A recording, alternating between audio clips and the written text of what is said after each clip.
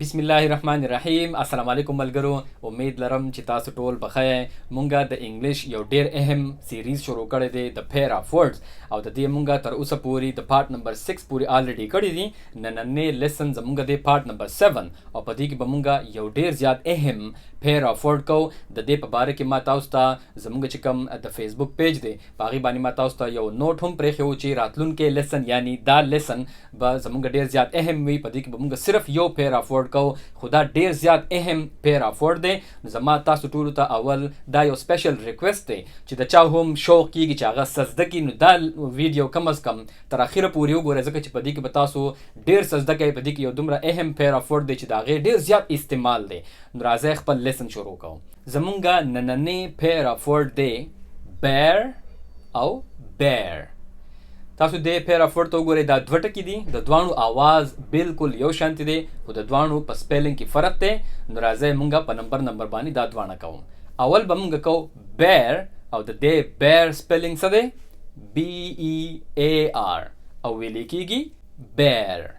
اوس د bear مطلب په پښتو کې راځي برداشت کول، یو سیز باندې صبر کول یا یو سیز قبلول.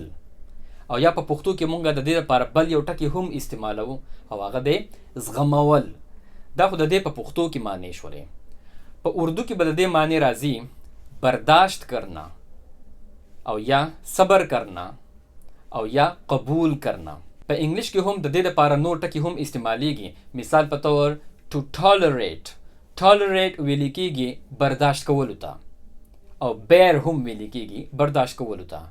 یا د دې لپاره بل ټکی استعمال دی شي to endure هم ویل کېږي برداشت کولو ته. یا مونږه استعمالولی شو to accept به تاسو له درځي accept ویل کېږي قبلولو ته، قبول کرنا. او دا دې درې وانو لپاره مونږ یو ټکی استعمالولی شو او هغه څه دی bear، کوم چې زمونږ نننې پیر اف ورډ دی. نو تاسو به اوس کتلی وي چې د دې bear څومره ډیر استعمال دی خو د دې نه ډیر زیات د دې استعمال دی. دا چې اوس کله مونږ ایکسپلینیشن کوو نو ان شاء الله تاسو ته به واضح شي. bear یو ورب دی او د دې فرست سیکنډ او تھرد فارمز دی bear، bore، born. په غور سره واوریدله دا یو irregular verb دی. irregular verbs هغه verbs ته ویل کېږي د کم چې دا پته نه لګي چې د فرست فارم نه سیکنډ فارم څنګه جوړ شوی دی یا د فرست فارم نه تھرد فارم څنګه جوړ شوی دی. تاسو اوس په دې ټکی کې وګورئ د دې فرست سیکنډ او تھرد درې وانه فارمز مکمل بدل ټکی دي. bear، bore بیا سیکنډ فارم دی او born دا غي بیا تھرد فارم دی. دې ته ویل کېږي irregular verbs. irregular وی دا غي څه قاعده او قانون نه وي چې د دې نه دا یو فارم څنګه جوړ شوی دی. نو داسې چې کوم الفاظ وي نو دا به مونږه رټه لګو، دا به مونږه یادو چې د دې فرست فارم سره، سیکنډ فارم سره او تھرد فارم سره. همدغه شانت ډیر زیات ټکی په انګلیش کې کوم چې په عام ژوند کې ډیر زیات استعمالیږي نو زیات تر الفاظ پاغي کې irregular verbs دي. مثال په توګه زویم چې eat دا غي سیکنډ فارم دی ate او دا غي تھرد فارم دی eaten. eat، ate، eaten. یا مثال په تور speak خبرې کول speak، spoke، spoken. دغه شانت یا write، wrote، written. نو تاسو اوس وګورئ دې ټولو ته ویل کېږي irregular verb. په دې کې څه قاعده او قانون نشته دی چې د دې فرست فارم نه سیکنډ فارم څنګه جوړ شوی دی یا تھرد فارم څنګه جوړ شوی دی. ځینې ټکي داسې هم irregular verbs وي چې په هغې کې فرست فارم بدل وي او سیکنډ او تھرد فارمز یو شانتي وي. صحیح، هغې ته هم irregular verb ویل کېږي.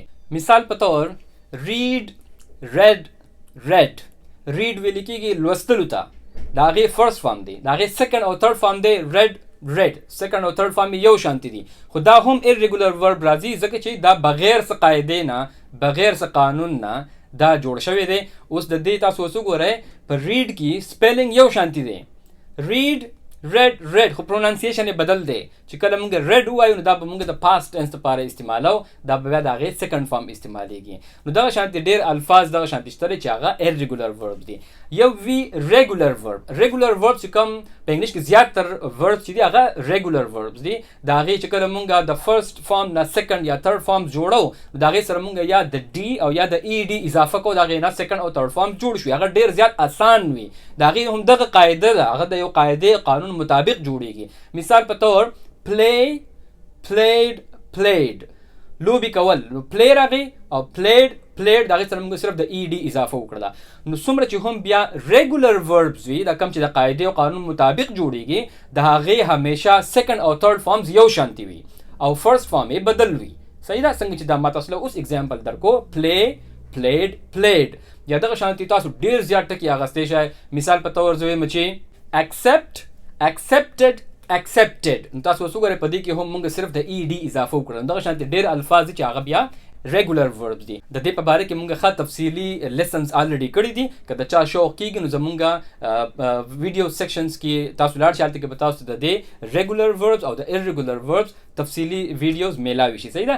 ښه اوس راځو موږ خپل د ننني لیسن لا. ما وویل تاسو ته چې bear bore born دا درې ونه د دې فرست سیکنډ او تھرد فارمز دي. اوس چې د دې کمی معنی ما تاسو ته وکړلې د bear یعنی برداشت کول، صبر کول، قبلول یا زغمول، نو راځي موږ دا په یو دوه سنټنسز کې استعمالو. دا غي نه پس په بیا موږ د دې نور ایکسپلینیشن کوو. یو ایگزامپل موږ دا غستی شو. Please turn the TV off. I can't bear watching news anymore. مهرباني وکړه دا ټي وي بند کړه، زه نور خبرونه کتل نشم برداشت کولی.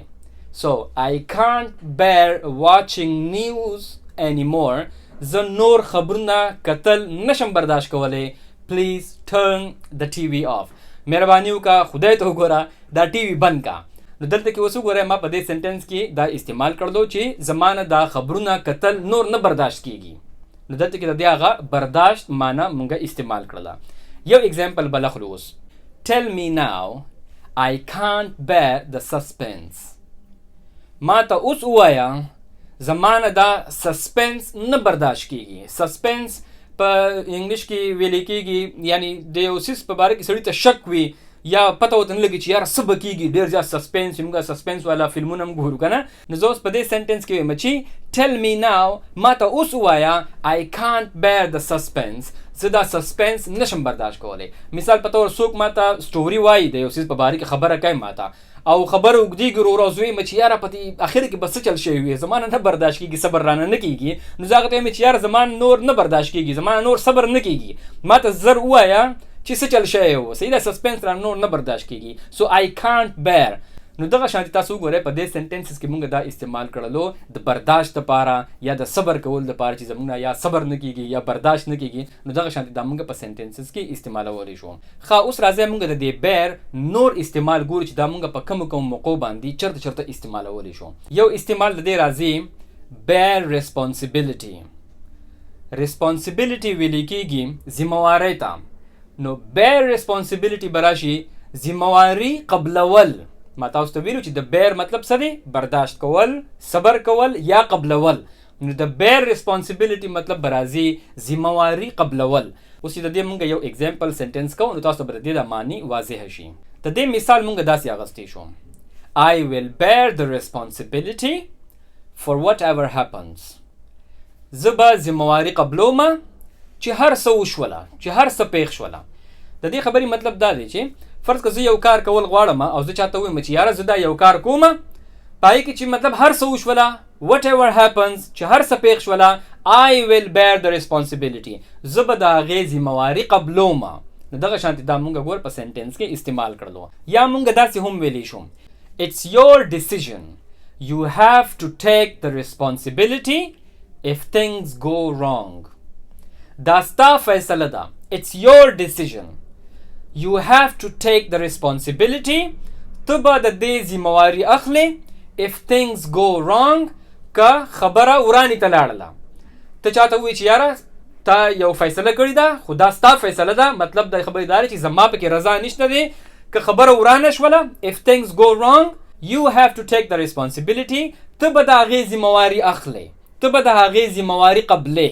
نو دغه شانتي دا مونږ په دې سنټنس کې استعمال کړلو د ذمہواری قبلولو دپاره bear responsibility. د دې نه علاوه مونږ دا bear ټکي استعمالو د بوج برداشت کولو دپاره. bear the burden. بوج برداشت کول. burden ویل کېږي بوج ته.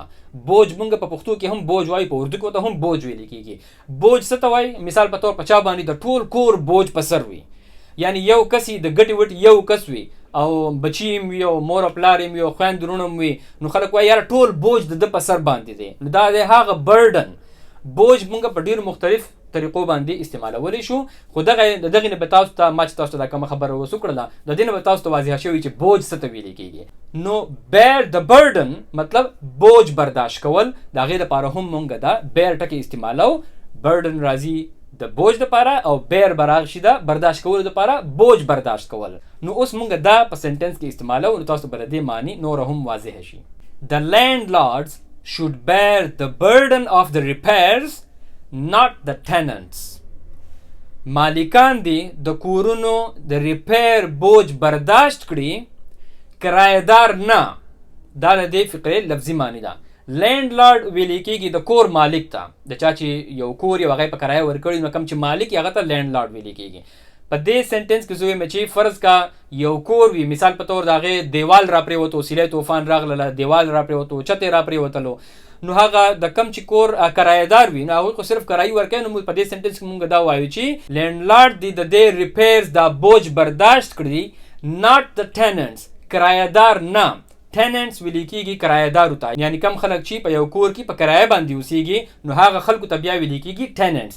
نو دغه شانتې مونږ وایو چې یعنی که فرض که دیوال را پرېوتی دی نو دا بوج دی مالکان برداشت کړي، هغه کرایهدار دی برداشت نه کړي، ځکه چې کرایهدار خو کرایي ورکوي، غریبانان ځان غریبانان کرایه په مشکل سره ورکوي، نو دا بوج به هغوی څنګه برداشت کوي. نو دغه شانتې دا مونږ د bear the burden دپاره هم دا په سنټنس کې استعمال کړلو. خو هم د دې په شانتې د دې یو بل استعمال راځي او هغه دی bear the cost، خرچه برداشت کول. څنګه چې دا برډن و که نه، برډن هغه بوج هغه هم یو خرچه خو وي، خو دا لفظي د دې لپاره هم استعمالیږي، خرچه برداشت کول. د هغې لپاره به راځي bear the cost. cost ویلی کېږي خرچې ته. مثال په طور زه ویلی شم چې I suggest you claim on your insurance rather than bearing the cost yourself. زه تا ته دا مشوره در کومه I suggest چې ته په خپل انشورنس کمپنۍ باندې دعوه وکړه، کلیم وکړه، کلیم ویل کېږي دعوې ته. انشورنس کمپنۍ به تاسو پیژنئ، داسې کمپنیانې وي چې هغې له خلک هره میاشت یو مخصوص اماونټ پیسې ورکوي، او دا پکې شرط وي چې یاره که فرض که مثال په طور زما د ګاډي انشورنس دی، نو زه هره میاشت یو کمپنۍ له یو مخصوص اماونټ ورکوم چې که فرض که زما چېرته ګاډی خراب شو، که هغه باندې بیا هر څومره خرچه راتلله نو دا انشورنس کمپنۍ به زما هغه ګاډی ټیک کوي. دې ته ویل کېږي انشورنس کمپنیز دغه شانتي وي. زه په دې سنټنس کې وایم چې فرض کا یو کس دی او د هغه ګاډی خراب شوی دی او هغه هره میاشت انشورنس کمپنۍ له پیسې ورکولې او چې ګاډی خراب شو نو بیا یې دا فیصله وکړه چې یاره زه به دا ګاډی په خپله باندې ټیک کړم، مطلب انشورنس کمپنۍ ته نه ویم. نو زه هغه ته ویم چې یاره I suggest، زه تا ته دا مشوره در کوم، you claim on your insurance company، ته په خپل انشورنس کمپنۍ باندې دعوه وکړه rather than bearing the cost yourself، په خپله باندې د خرچې برداشت کولو په ځای. د rather than مطلب دا دی چې په ځای د دې چې ته خرچه په خپله برداشت کړې، نو زه تا ته دا مشوره در کوم چې ته د انشورنس کمپنۍ والا باندې دعوه وکړه، په هغوی باندې جوړ کړه. د ټولې خبرې مطلب دا دی. نو دغه شانتې دا مونږ د bearing the cost دپاره په سنټنس کې استعمال کړلو. یو د دې bear بل استعمال دی. ګور د دې bear ډېر استعمال دی او ډېر اهم استعمال دی، دا په عام ژوند کې ډېر زیات استعمالیږي. یو استعمال دا راځي bear something in mind، په خپل ذهن کې څه ساتل، څه یاد لرل. نو د دې لپاره هم bear استعمالیږي. bear something in mind، څه څیز په خپل ذهن کې یاد ساتل.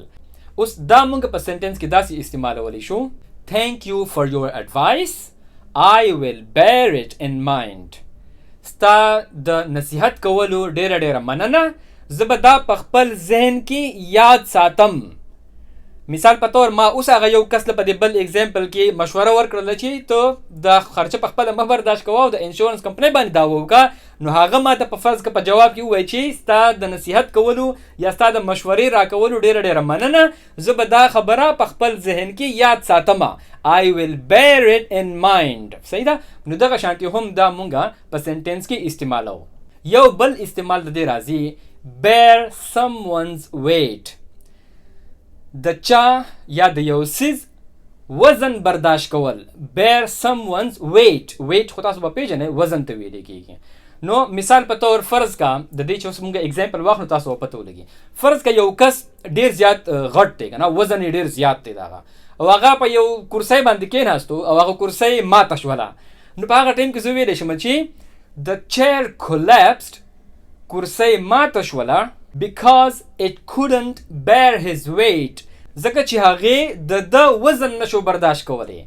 یعنی دا کس ډېر زیات غټ و، دی چې په کرسۍ څنګه کېناستو نو کرسۍ ماته شوله ځکه چې هغه کرسۍ کمزوري و او دی پې د وزن زیات و، نو هغه کرسۍ د وزن نشو برداشت کولی. So it couldn't bear his weight. No, that's why the chair collapsed. نو دغه شانتي دا مونږه د دې وزن برداشت کولو دپاره هم استعمالولی شو. اوس د دې bear یو ډېر زیات بدل استعمال هم کیږي او هغه دی یعنی بچی راوړل یا په یو ونه کې میوه کېدل یا په هغې کې ګلونه کېدل، دغې ته هم bear ویلی کیږي. مثال په طور زه یو سنټنس اخلم چې The apple tree they planted has never borne fruit.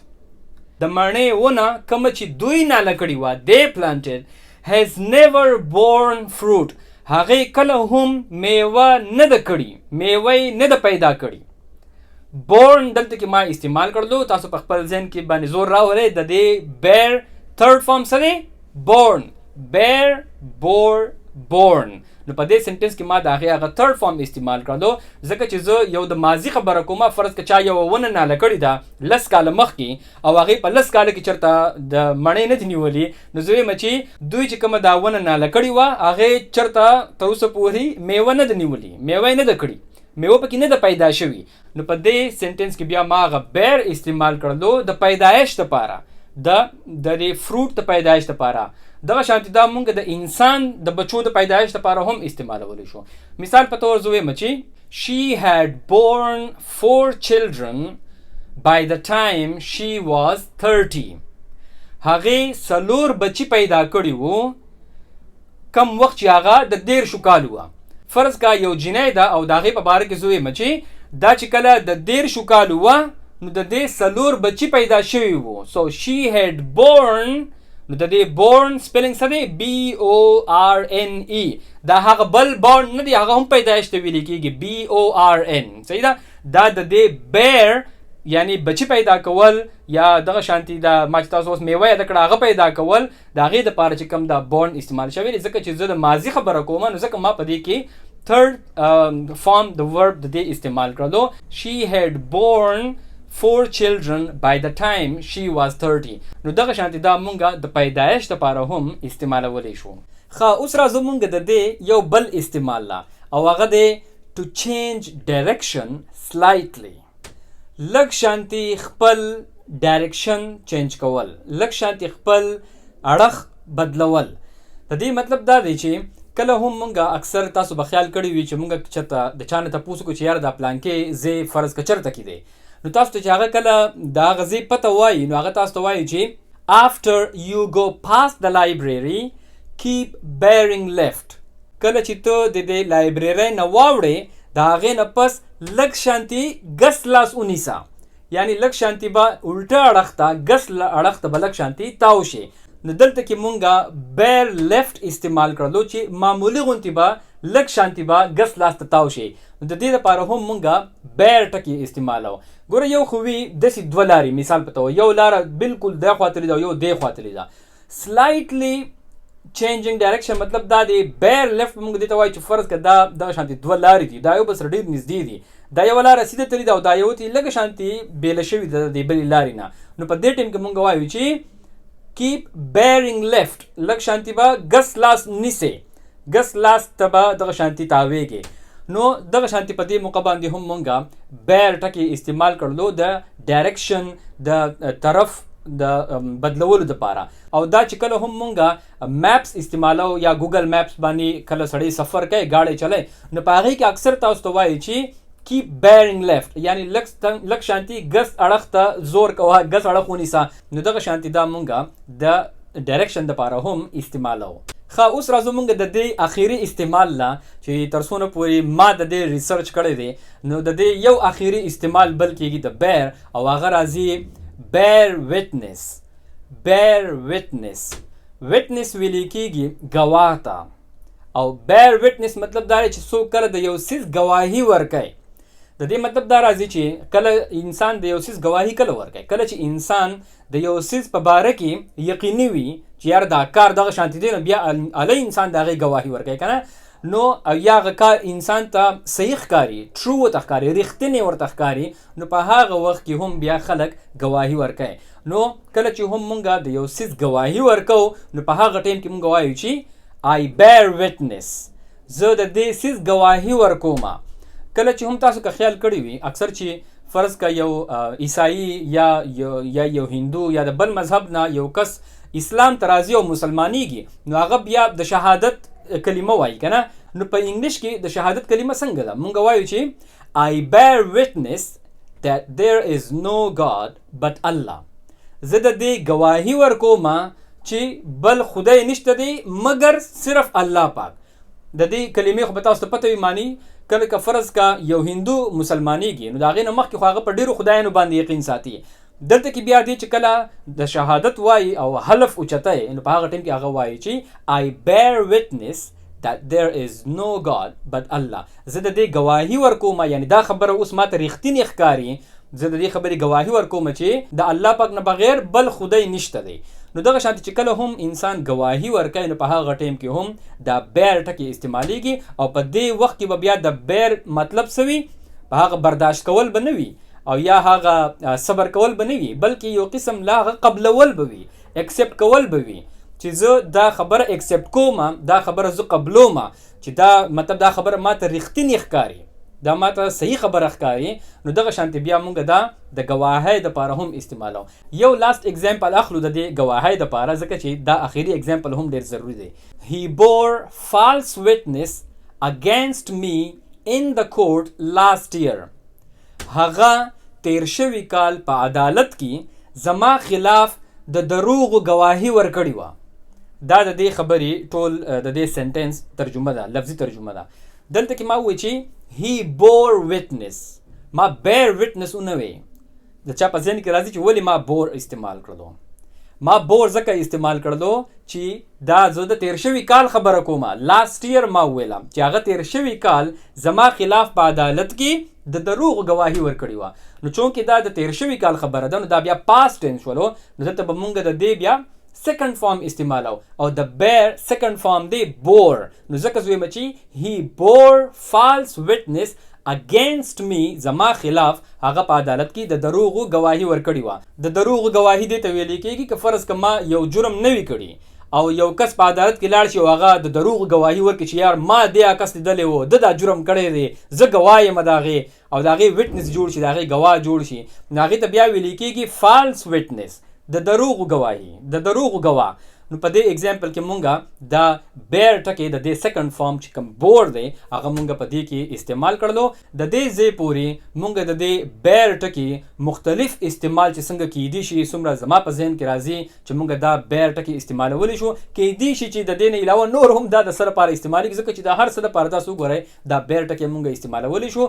نو دا اوسه پورې چې مونږ څومره ایکسپلینیشن د دې بیر ټکی وکړلو، نو دا مونږ د دې ایز ا ورب وکړلو چې دا ایز ا ورب مونږه په کم کم موقع باندې د څه مقصد دپاره استعمالولی شو. اوس راځو مونږه د دې بیر ټکی هم دغه ټکی دی، هم دغه سپیلنګ دی، دا مونږه ایز ا ناون هم استعمالولی شو.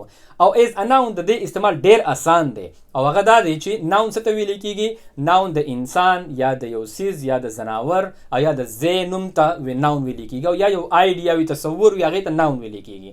نو دا مونږه ایز ا ناون هم استعمالولی شو. او ایز ا ناون به تاسو کې به زیاتر کسانو له دا درځي چې بیر څه ته ویل کېږي؟ بیر یو ځناور دی او مونږ ته په پښتو کې میلو وایو. بیر ویل کېږي میلو ته، په اردو کې میلو ته ویل کېږي ریچ، او په انګلیش کې ورته ویل کېږي بیر، او سپیلنګ یې هم دغه دی BEAR. نو بیر چې کله مونږه ایز ا ناون استعمالو، نو دا مونږه د میلو دپاره استعمالو. صحیح ده؟ ښه، اوس راځو یو اگزامپل صرف اخلو، په دې کې نور ډېر زیات ایکسپلینیشن ضرورت سره راډو شته دی نه. اگزامپل سنټنس مونږه دا اخیستی شو چې bear is a very strong animal. میلو یو ډیر زیات طاقتور مضبوط ځناور دی. سو دغه شانتي مونږ دا په سنټنس کې استعمالولی شو. ښه، تر دې ځای پورې خو دا بیر چې د کوم سپیلنګ BEAR و د دې ټول ایکسپلینیشن ختم شولو. اوس راځو مونږ د دې هغه دویمې جوړې له، او هغه دی بیر، خو سپیلنګ یې دی BARE. صحیح ده؟ نو دا په دې دوانو کې فرق دی، پروننسیشن یې بالکل یو شانتي دی. اوس بیر څه ته ویل کېږي؟ بیر ویل کېږي چې یو څیز په څه پرده کې پټ نه وي، هغې ته بیر ویل کېږي. په اسانو پښتو کې ورته موږ وایو چې یو څیز بربنډ وي یا یو څیز باندې څه کور نه وي، په څه کې پټ شوی نه وي، په څه جامو کې نه وي پټو، یا په هر څه کور کېدی شي، په هغې کې په څه څیز کې کور نه وي، یعنې داسې ښکاره وي. صحیح ده؟ یا ورته رغړ وي، په پښتو کې ورته رغړ هم ویلې کېږي، بربنډ هم ورته ویلې کېږي. نو د هغې دپاره بیر ټکې استعمالیږي. اوس بیر یو ایجکټیو دی او ایجکټیو هغه ټکو ته ویل کېږي کوم چې موږ ته د ناون په باره کې نور انفارمیشن راکوي، هغې ته ایجکټیوز ویل کېږي. اوس د دې بیر ټکي به په انګلیش کې مطلب راځي without clothes، د جامو نه بغیر، یا something which is not covered، یا داسې یو څیز چې هغه په څه کې کور شوی نه وي، په څه کې خلکو را پټ کړی نه وي، نو دې ته ویل کېږي بیر. مثال په طور چا پیزار نه پخپو کړي، خپې بلې خپې وي، د پیزارو نه بغیر سړی وي که نه، د هغې خپې په هغه ټایم کې ښکاره وي که نه، کور نه وي په څه کې، په جرابو کې هم کور نه وي، یا په بوټان یې نه پخپو کړي، پیزار یې نه پخپو کړي، نو هغه خپو ته بیا ویل کېږي بیر فوټ، رغړې خپې. صحیح ده؟ بغیر د کور یا بغیر بوټانو، بغیر پیزارو، بغیر جرابو خپې، بیر فوټ ورته هم ویل کېږي او بیر فیټ ورته هم ویل کېږي. خو په انګلیش کې زیاتر بیر فوټ استعمالیږي او بیر فیټ هم موږ استعمالولی شو، خو په دې کې لږ شانتي فرق دی په دوانو کې. فوټ ګوره، فوټ ویل کېږي خپې ته، یوې خپې ته.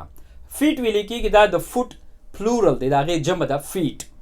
کله چې مونږ بیر فوټ وایو نو بیر فوټ یو ټکی دی، دا به یو ځای لیکلی کېږي.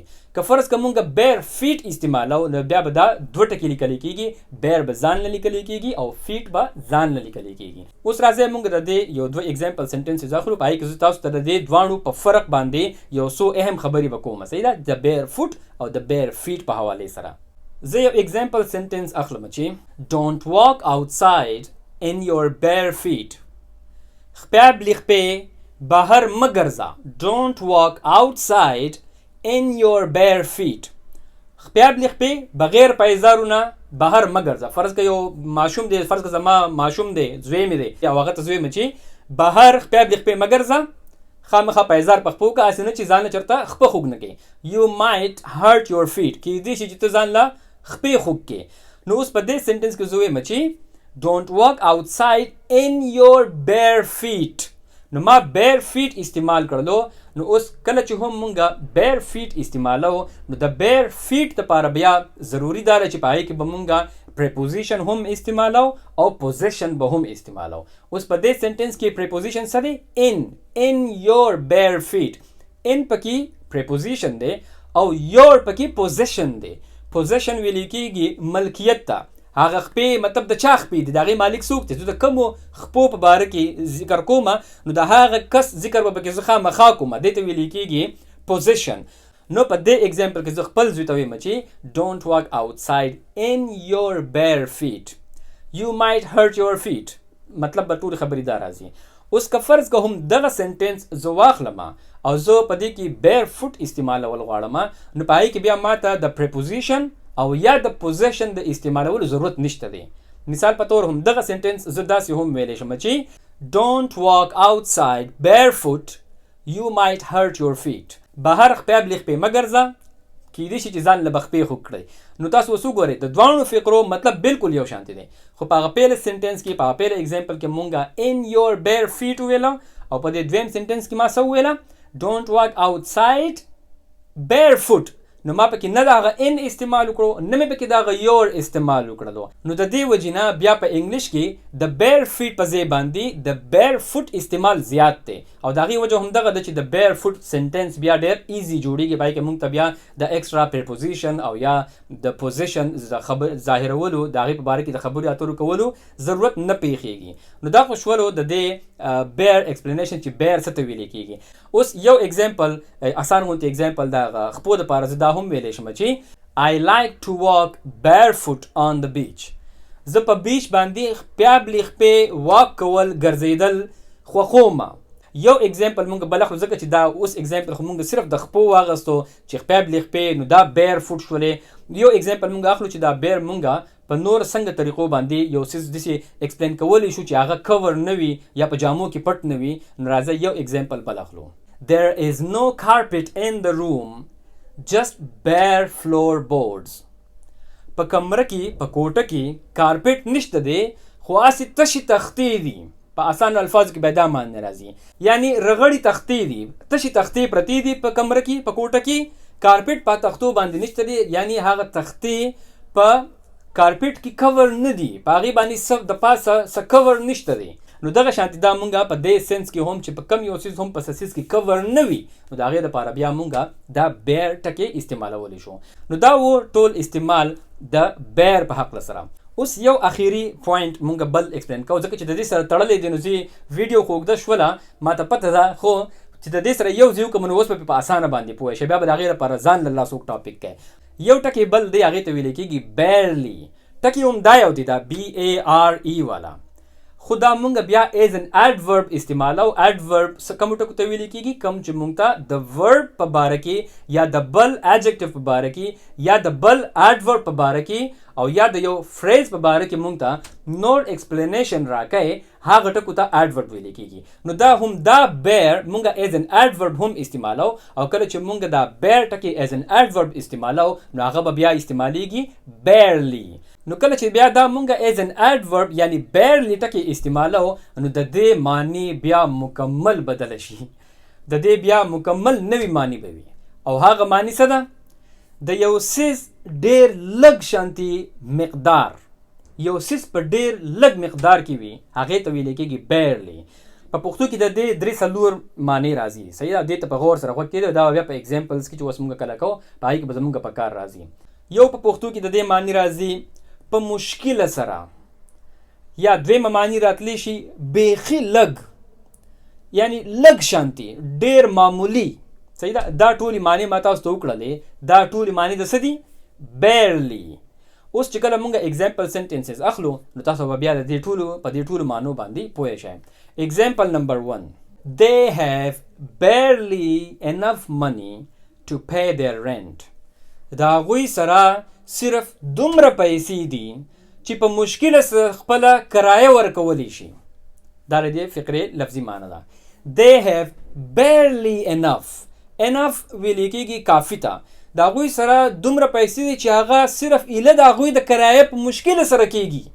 صحیح ده، دا اوس پکې هغه معنی راله په مشکله سره. دومره پیسې ورسره دي چې دا صرف د هغه د کور کرایه په مشکله سره ورکولی شي. نو دې ته ویلی کېږي په دې ټیم کې ما استعمال کړلو بیرلی. سو they have barely enough money. د هغوی سره په مشکله سره دومره پیسې دي چې هغه صرف د رینټ ورکولو دپاره د کرایه ورکولو دپاره کافي دي. یا دغه شانتي مونږه یو بل اگزامپل اخلو. فرض که ما ته یو کس په فون باندې زما سره لګیا یو خبرې کوي او ما ته یا د هغه اواز ډېر معمولي غوندې راځي، زه ډېر په مشکله سره د هغه خبره اورم یا شور پکې ډېر راځي، اکثر داسې کېږي. نو په هغه ټایم کې زه هغه ته ویلی شم چې پلیز سپیک لاودلی I can barely hear you. مهرباني وکړه لږ په زوره باندې خبرې کوه ځکه چې زه تا ډېر په مشکله سره اورم. I can barely hear you مطلب زه یې اورم خو ډېر په مشکله سره، ډېر لږ شانتي اورم، ډېر معمولي اواز راځي د هغه. د هغه ټولې معنی اوس په دې سنټنس کې راغللې. اوس مونږ لاست اگزامپل اخلو د دې دپاره. The car barely hit the bicycle. ګاډي سیکل قابو وهلی و. دا ما تاسو ته سره قابو مونږ په پښتو کې وایو چې یاره هسې معمولي غوندې بد شولو، لږ شانتي بد شولو، تقریبا یې وهلی و. نو په هغه ټیم کې مونږ وایو چې the car barely hit the bicycle. ګاډي سیکل قابو وهلی و، تقریبا وهلی و، په مشکله سره سیکل والا بد شولو. هغه ټولې معنی پکې راځي. نو دغه شانتي مونږه دا barely as an adverb مونږ دا استعمالولی شو. نو دا و زمونږ نننی لیسن. ما ته پته ده چې ویډیو ډېره اوږده شوې ده خو تاسو به کتلی وي چې دا ټکي ډېر اهم ټکي هم و او د دې استعمال دومره زیات و چې د هغې په وجه باندې مونږ ته د دې ټول ایکسپلینیشن کول مونږ ته پکار و. نو امید لرم چې تاسو به د دې نه څه نه څه خامخا زده کړي وي. انشاءالله په نیکسټ لیسن کې به بیا میلاویږو. ټول د خپل ځان ډېر خیال ساتئ. د الله په امان.